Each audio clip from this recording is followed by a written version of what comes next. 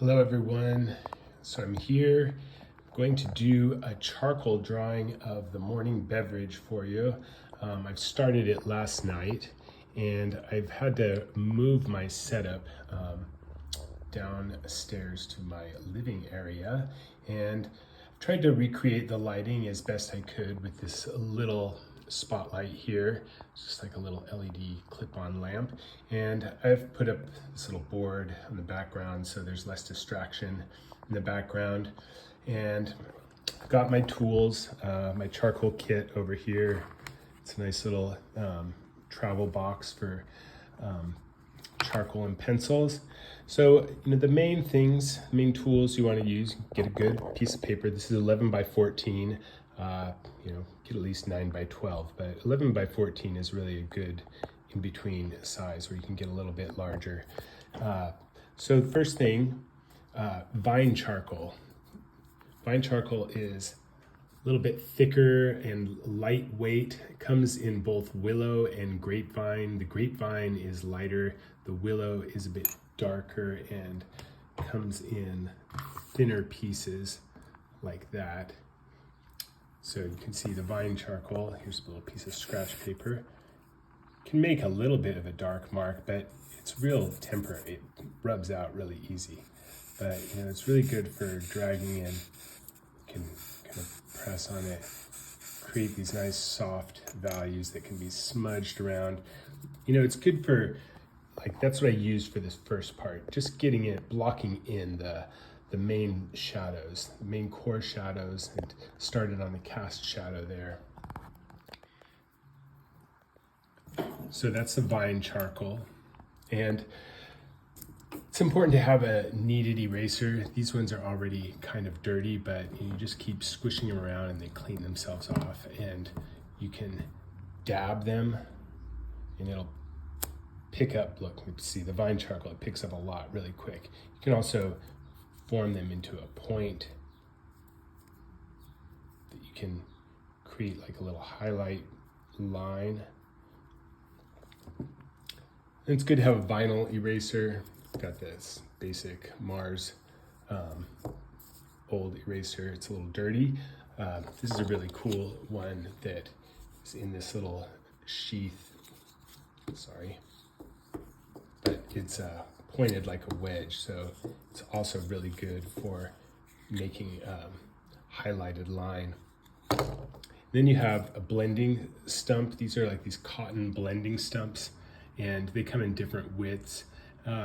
One good technique is to keep one end clean, and one end you can use to get kind of dirty with your shading, but then one end that's clean you can use to kind of like an eraser to lift off some of the charcoal. Got some sandpaper, 180 grit sandpaper. Usually I use one of those little artist sanding blocks for sharpening the ends of pencils, but I ran out, so I'm just using regular sandpaper. Charcoal pencils. This is compressed charcoal. They come in different softnesses, some medium, and I won't lie, it's pretty hard to sharpen them without breaking the leads. I mean, if you have a good sharpener, it works all right, but the sharpeners get a little bit dull and then they start chewing away at your pencil. So what a lot of people like to do anyway is shave off the end and create this sort of long tip so you can drag it and kind of use the edge to create this wide blending area. So I used a X-Acto, or this is an Olfa utility knife. Be careful if you use any kind of knife to sharpen your pencil, but it does work nice to expose more of the end so you can have that edge to work with. This is a stick of compressed charcoal, and as I did right here, you can see it gets really dark quickly. Put down a lot of value. When you get confident about making that core shadow, I might want to just start putting in some of that value really dark. And then the compressed charcoal is more permanent than the vine charcoal, so you can't erase it as easy. You can still like erase a highlight in it. So now I'm using my blending stump and can kind of make it more solidly dark, but then you can lighten up on the pressure too and drag out that charcoal to create this nice gentle gradient that starts to blend into the highlight. So once I fix the camera somewhere, I'll do a little more work on this drawing, try to develop a good range of values that it shows the shadows of this good directional light that's on it, captures that nice cast shadow. So get all your materials together. It's good to have everything on hand. Good to have like a little rag or something also to clean up. One thing, you really don't want to get any moisture or oils or water, because it'll make the charcoal really blotchy. You know, like she showed in that video using a wet brush to blend it, but it's a little tricky. I wouldn't recommend doing that right away. Okay, so I think we're gonna get going. I'm gonna fix the camera up, start working on this, see how we can develop it. Again, I'm not using contour lines really. I want to try to just block in the shadows and get that light and the form established through the shadows and highlights as quick as possible. You know, you might want to recognize some shapes, and you can even map out, especially with your vine charcoal, because you can rub out the line really easy. You know, this line just kind of rubs out and can erase it as well. But you don't want to rely on the contour lines as much. We're trying to see the object in these contrasting values, highlight to core shadow to little reflected light. And then there's another core shadow, highlight, core shadow. And then you have your big cast shadow. And then inside of the cup, you have the same kind of idea, only it's the reverse, because the light is hitting the facing side of the cup that's on the inside, and the shadow is over here.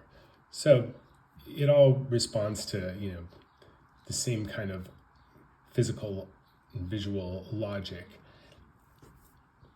One thing that's important when you're getting your initial drawing is try to keep your head in the same place.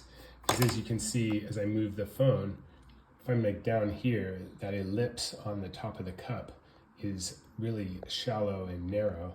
If I can get up higher, move closer, the ellipse that's the opening of the cup becomes bigger.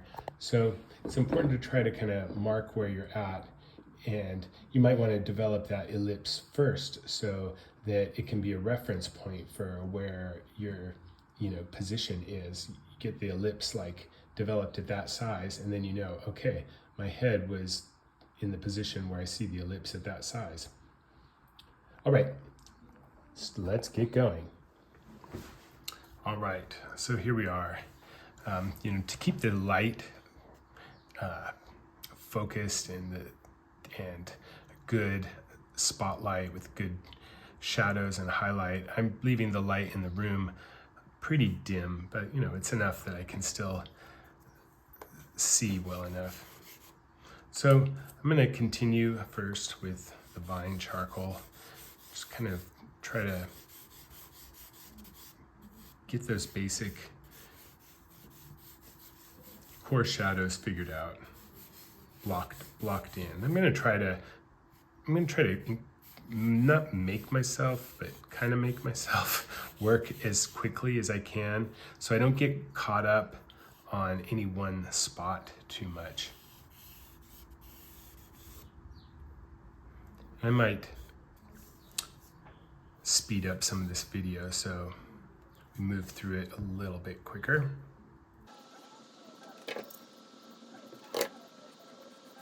So let's see, I already put in quite a bit of value on that handle, so I'm going to really look at the shape of the highlight. I know I can't move the camera easily right now to show you guys exactly what I'm looking at, but you can look at the photo that I have posted of what I'm looking at as I'm drawing. So that highlight, you know, it's a pretty bold shape.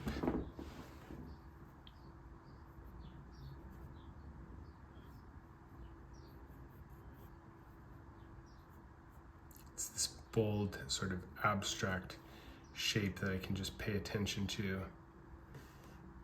Now I'm seeing that there's some value from the cast shadow on the inside of this handle, the recess of the handle. So I'm going to go ahead and darken it in.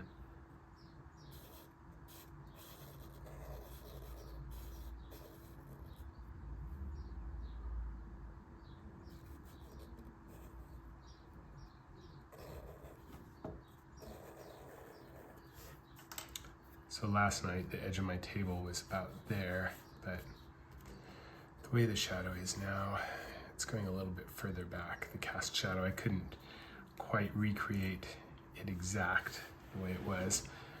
So I'm going to just pay attention to that cast shadow, how it looks. Go ahead and carry it way up here and try to really get the shape of it.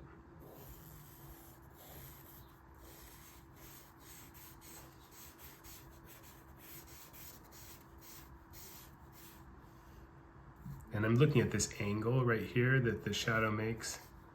Like, what is that angle? And try to get the whole drawing on the page. You can see I cramped myself here a little bit, kind of went off the page.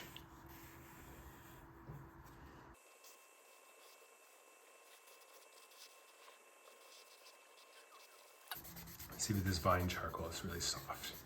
And it's, like I said, it's not very permanent, so you have to be careful not to smudge it.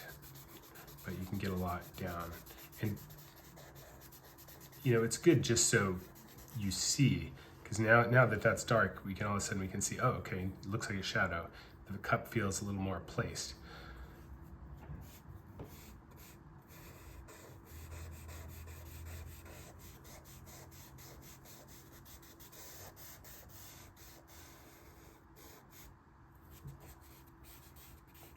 But I don't want to try to worry about darkening it in exactly as dark as it's going to be, because I'm going to go over this with my blending sticks and compressed charcoal to really get it a lot more permanent. I really just want to try to figure out the shape right now.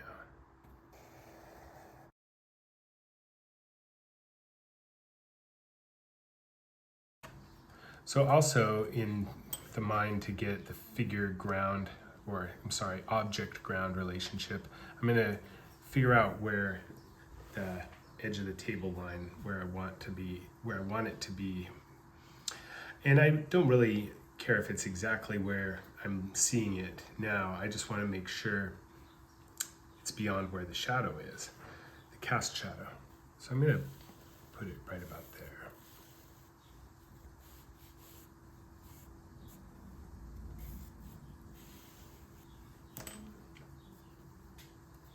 I'm going to lighten up the space there in between the handle of the mug.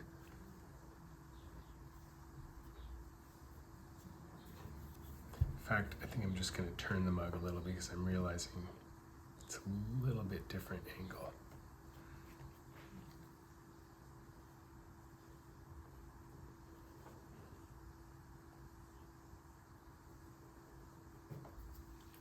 So now here's one of these problems that you'll run into. Got the background, the table, and it's definitely lighter than this cast shadow, the rest of the table. And I'm looking at, it's also lighter than the inside of the body of the mug here, where there's a core shadow. But it's lighter, it's not as light, or rather, it's darker than this really bright highlight. So I'm gonna have to put some value down a little bit for it. But I'm gonna try to keep it as light as I can.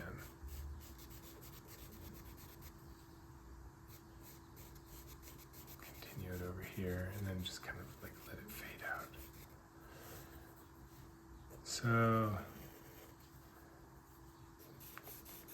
core shadow on the edge on the handle is getting a little darker.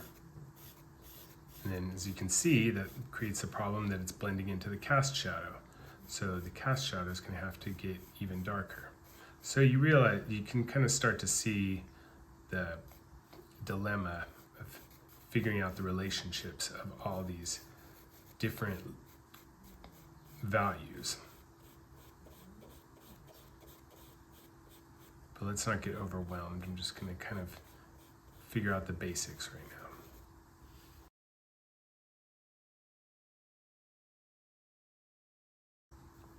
And again, on this side of the mug, you also have to figure out what's darker, the table or the highlighted side of the mug. I'm going to say the highlighted side of the mug.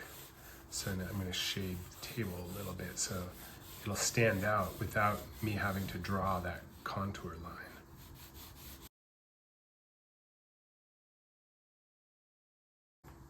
Where else are some really dark values? How about the inside of the cup? I already started to get that. I think I'm just going to start with my compressed charcoal pretty soon here. You know, maybe the inside of the handle needs a little more attention. It's getting a little confused.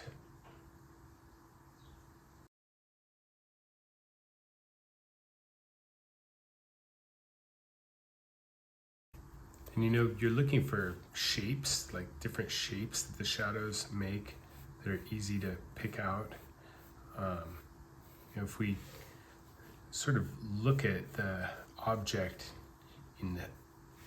break it down into simple parts that are of value, that are making it, you know, show its physical nature, then it can be easier to get a handle on. We don't want to think of it, this is, speaking of handle, we don't want to think of this as the handle of the cup. All we want to do is think about what we are actually seeing. I'm seeing shadow, highlight, a certain line that's going a certain direction vertically, in this case, this curve, how the light hits the curb. So we kind of, you know, you want to break things down as you're doing it. Forget about what you're drawing and just draw what you're seeing and think about the physicality, like what angle is this at? How dark is this? How light is this? What shape? And you can even, getting back to the shapes, you can just think about the shape of like shadows, like the shape, when we refer to shape, we're talking about something flat. And shapes together can start to suggest form, but by themselves, they're a little easier to comprehend. So if you have a shadow that makes like a triangular shape or a circle shape, see, I'm just kind of forgetting about what I'm doing as I'm talking, but I'm not completely losing attention. I'm still responding to what I'm looking at, but without thinking as much about it.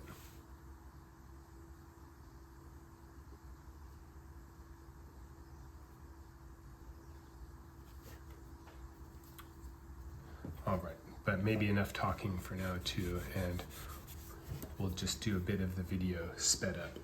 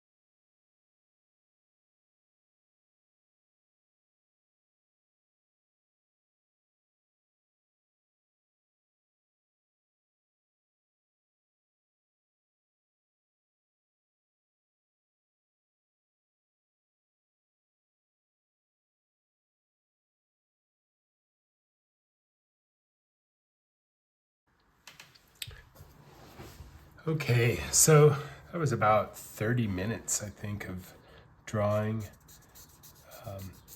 Still kind of, I tend to get caught up on this or that. It's good not to get caught up in one spot. That's important. It's okay to get caught up in the flow of drawing and, you know, creating, observing, but you don't want to get stuck in one particular spot too long. So just going to try to keep rounding out this drawing. I actually did get caught up in one spot a bit with this handle. Started noticing a lot of interplay, reflective light coming back onto it, some ridges, how to really make that seem logical. It's still not worked out completely, but it's a little bit better. It kind of makes a little more sense now. It can be difficult to get that division between your darker midtones and your lighter midtones, especially if it's within a small space. Like the longer you look at something, you'll start to see more values up against each other. But you don't want to get too caught up in that. It's good to always step back and see, well, wait, really how many main values are there? Like on this handle, there's really only, 2 or 3, even though as I started looking at it, I was like, oh, it gets a little darker down here, but then there's like a little reflected light. You can go crazy trying to figure it all out like, it's some math equation. And it is of sorts, but our duty, our trick, our skill as artists is to try to figure out how we can abbreviate it and show what we observe and show the form of the object in a simple way. And kind of sometimes, a lot of times, the simpler you can do it, the better, because when you tend to overwork something, it tends to look overworked, or at least out of balance with the rest of the drawing, because like I said, everyone spends too much time on one part. That's what's going to happen. So try to keep moving around. That's why, now I really want to just leave that handle alone and just finish, kind of developing the relative values on the rest of the object.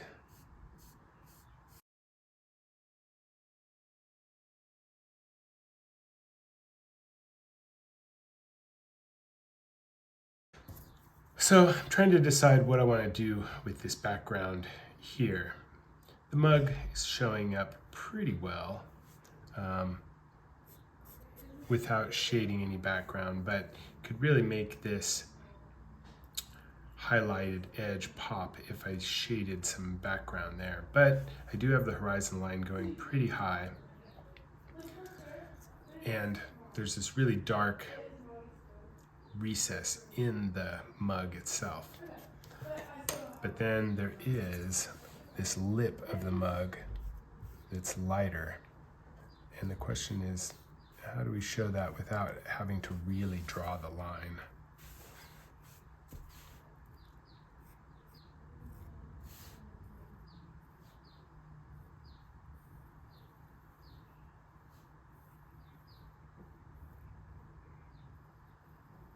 And these ellipses are pretty tricky. It's a little bit of both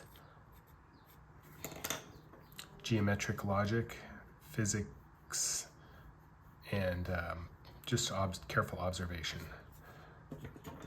Obviously, the edge of my cup is coming up here.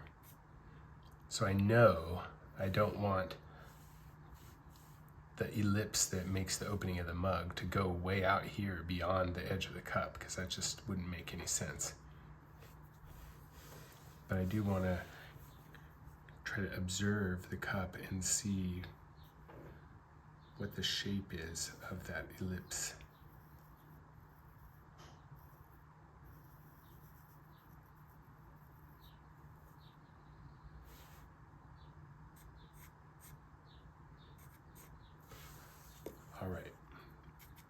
So I'm going to just see what this looks like.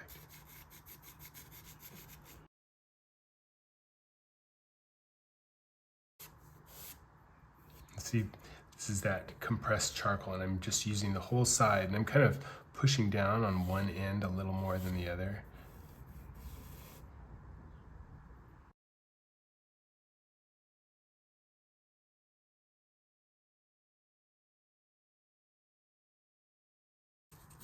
So what I think I'm going to do is create like this little halo effect, so that I don't have to shade that whole area completely dark, but I'm going to get some value contrast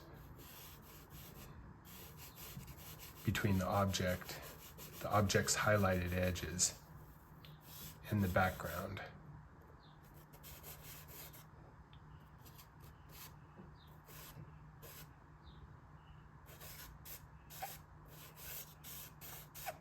You can see I'm just really trying to lay down some of the charcoal pigment as lightly as I can.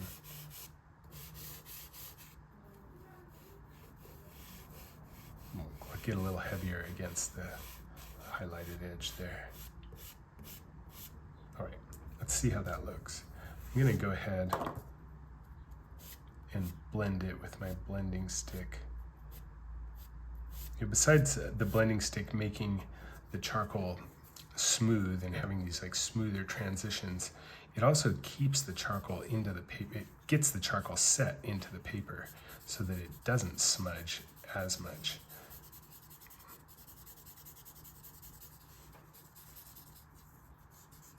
But one thing to be careful about the blending sticks is you see I have this nice gradient developed with just the pressure I used on the charcoal, and the blending stick can easily just blend that all together into this even middle value, darker middle value. So you kind of want to stop before you get too far with the blending stick and just see how it looks. You might even want to go back in with your eraser on the edge of the gradient where it's not as dark. But I'm going to try to develop that crisp edge against the cup.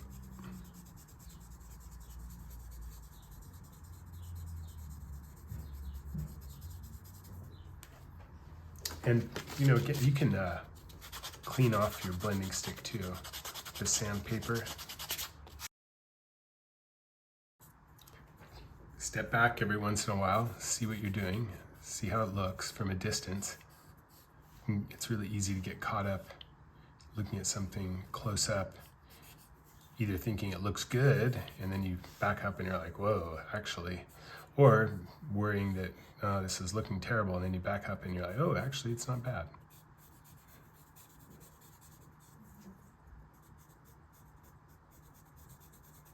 So see, on this part, we've got this dark edge, and I don't want to get my background too dark.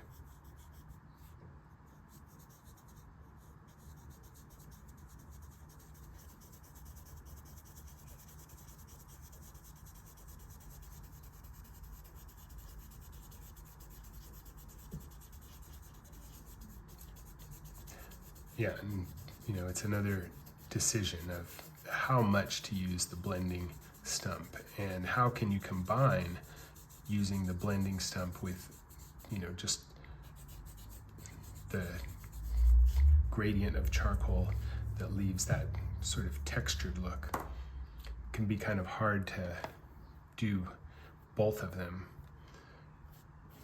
One thing I like to do is use the kneaded eraser also as a way to blend. You can kind of flatten it out, sort of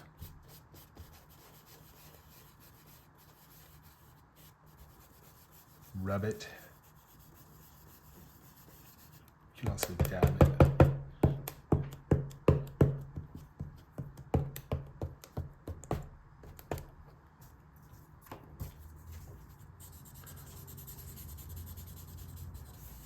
But now I have to start deciding what's going to be my overall shape of this background shadow. How far do I want it to go? This is kind of this halo effect that I'm trying to give it. And you want to think about the lighting here too. Like my light's coming from this direction, so it would make sense that this part of the background is a little bit lighter.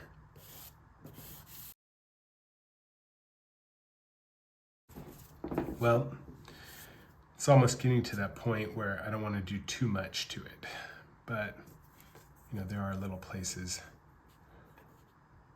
where the specific shapes of value could be a little bit more developed. Gradient could be a little more developed, a little smoother. So you see this outside edge of the cup is really the white of the paper. And that's a good way to really leave a bright highlight. And you may want to, you know, even if you do have a really bright highlight, you might want to just add a little bit of value to it, but maybe not. I like to leave the brightest highlight to be the white of the paper. I think it creates kind of like a bold visual. All right, this is interesting. So the top edge of the cup is actually this brownish, light brownish tone. And so it's a little darker than the inside, just reflected rim of where it's glazed. So I'm gonna try to recreate it. So see, now that I've got that background in, nice and dark, and I've got the core shadows, nice and dark, it's okay. It's not so confusing to put some value, just light value, on that highlighted top rim. Okay, maybe a little more.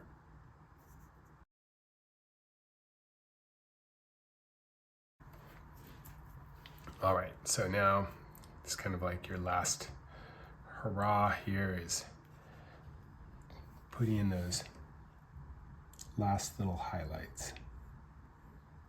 So I sharpened up the edge of my kneaded eraser.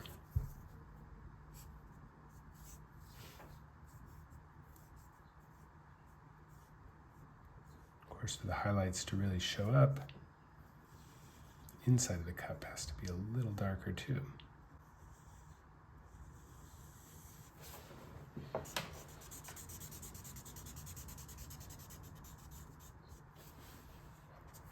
But now I don't want to lose that strong line.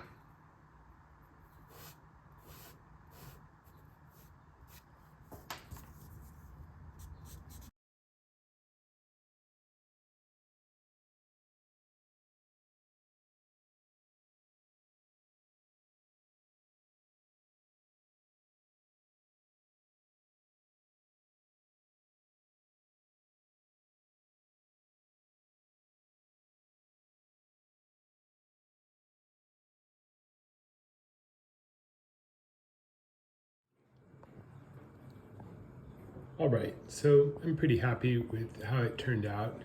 I was thinking it might be leaning a little, just slightly off, but it's not really the point of the project anyway. The point of this project is really to just experiment and practice with getting a full range of values with charcoal and using the value to show the form and the lighting on the object. So there's our cup, morning beverage. And here is the drawing. And you know, I could keep going back into this and adjusting the values a little more. But you know, I'm happy with how it has a bright highlight on the handle, and the general logic of the light and the highlights to shadows makes sense. I'm not completely happy with the cast shadow. It's partly because I had to change positions of the cup I was drawing it, so kind of combined the new shadow with the old shadow. But it's all right. It gives it some object to ground relationship and placement. One thing to remember with cast shadows is, sometimes they look really dark, and they are usually really dark, but in theory, cast shadows are transparent, and you can see the surface detail of what the cast shadow is going over. Like if you get really close here, you can see the wood grain of the table still. A good example is that you can see the pattern of bricks when there's a shadow on bricks. But especially in photos, cast shadows really can be a very solid dark, and just kind of like a black hole that is an absence of light. But in theory, you can still see through the cast shadow to the surface. And if you notice in life, some cast shadows are very light and you really can see the surface. Some are very dark. Sometimes your core shadow will be darker than your cast shadow. Sometimes your cast shadow will be darker than your core shadow. Sometimes they'll be about the same. So just things to pay attention to. I am pretty happy with how the background worked out, doing that dark background on the highlighted side and then letting it fade into sort of light on the background wall. And then I did a kind of similar thing with the tabletop, only not so dark, but did a little more value on the highlighted side, and then in the front and on the left side there, it's not quite as dark. So, really the way the forms get defined are these, and the edges get defined are these contrasts of values. There's always got to be one edge has got to be lighter and one edge has got to be darker. I mean, it doesn't have to be, but if they're not, if they are the same value, then the objects will kind of merge together, or the object will kind of merge with the background. And there may be times where you want to show that or observe that. But for our purposes here, we really want to get the object to stand out from the space that it's in. And so we're really depending on the contrasts of the value. All right, well, I hope the video was helpful, and I hope I didn't go on too long talking about things, but you can scroll through it as fast as you need to and just refer to different parts of it if you're having trouble. All right, good luck with your drawing.